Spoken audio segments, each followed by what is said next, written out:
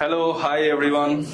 So, my name is Abhishek, and I think everyone is comfortable in Hindi and English, right? Yes.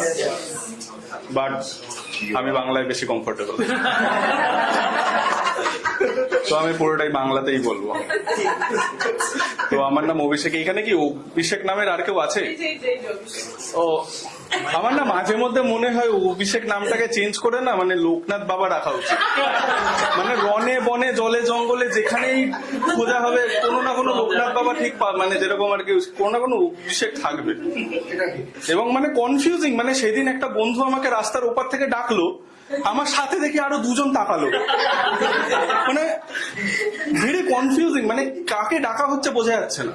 এবং এই কারণে মানে আমার actually নামের স্পেলিং হচ্ছে AVISHAK, মানে অভিশাক হয়ে গেছে, ঠিক আছে।